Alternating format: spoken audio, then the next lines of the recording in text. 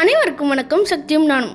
என் ஸ்கூலில் நான் last year கொடுத்த பொங்கல் ஸ்பீச்சை எங்கள் அம்மா உங்களுக்கு கொடுத்துருக்காங்க. நான் சொன்ன ஸ்பீச்சோட வீடியோ மட்டும்தான் ஸ்கூல்லேருந்து சென்ட் பண்ணிருப்பாங்க.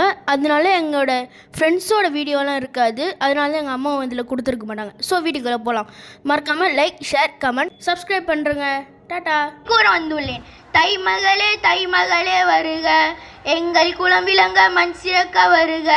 கரும்பு மஞ்சள் இஞ்சி வைத்தோம் உனக்கு, நீ விரும்பும் வாழ்க்கை தந்திருவாய் சிறப்பு. கதிரவனை துணை கழைத்தோம் உன்னை வரவேற்க, புதுப்பானில் பொங்கல் வைத்தோம் ஒன்று கூடி மகிழ. தை மகளே வருக, பொங்கல் போல மகிழ்ச்சிங்க பொங்க வேணும் வருக. கலைமகளும் திருமகளும் முன்கை கோர்த்து வருக, நாங்கள் நினைப்பதெல்லாம் நடக்கும் எனும் வரம் ஒன்று தருக. என் சிரம் உன்னை வரங்கும், மனம் என்றும் நினைக்கும் மண் மனத்தை. தை பிறந்தால் வழி பிறக்கும் என்று மக்கள் பொதுவாக கூறுவார்கள். உழுதுண்டு வாழ்வார் மற்றெல்லாம் தொழுதுண்டு பின் செல்பவர் என வள்ளுவர் உழவர்களின் சிறப்பையும் பெருமையும் எடுத்துரைகிறார். உழைப்பு திருநாளே தைத்திங்களின் முதல் நாளாம்.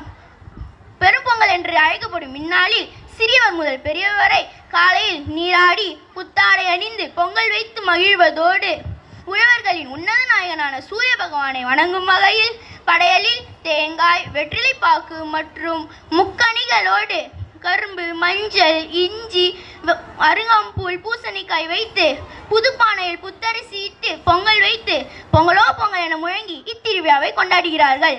பாலை பொழிந்து தரும் பாப்பா அந்த பசுமிக நல்லதடி பாப்பா.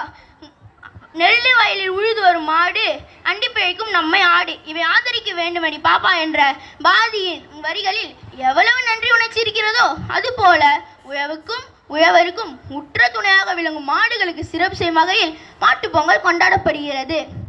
உழவர்கள் தம் செல்வமாக நினைக்கும் மாடுகளை குளிப்பாட்டி அழகுபடுத்தி கொம்பில் வண்ணங்கள் பூசி கழுத்தில் சலங்கை கட்டி மஞ்சள் வைத்து குங்கும பொட்டு வைத்து பொங்கல் இட்டு வணங்குவர். மாட்டுப் பொங்கலை தொடர்ந்து எருது விடும் விழா நடைபெறும். இதற்கு ஜல்லிக்கட்டு, எருதுக்கட்டு, மஞ்சு விரட்டு என்றும் அழைப்பர். இது தமிழர்களின் வீரத்தை வெளிப்படுத்தும் விழாவாக கருதப்படுகிறது. பண்டைய காலத்தில் இதற்கு ஏறு தழுவது என்பது பெயர். இவ்விளையாட்டு தமிழர்களின் வீரத்தை வெளிப்படுத்தும் விளையாட்டாக கருதப்பட்டாலும் எருதுகளை அன்புடன் தழுவி அதன் உடலில் சிறு காயம் கூட ஏற்படாத வண்ணம் இன்றளவு நடைபெறுவதே இதன் சிறப்பாகும்.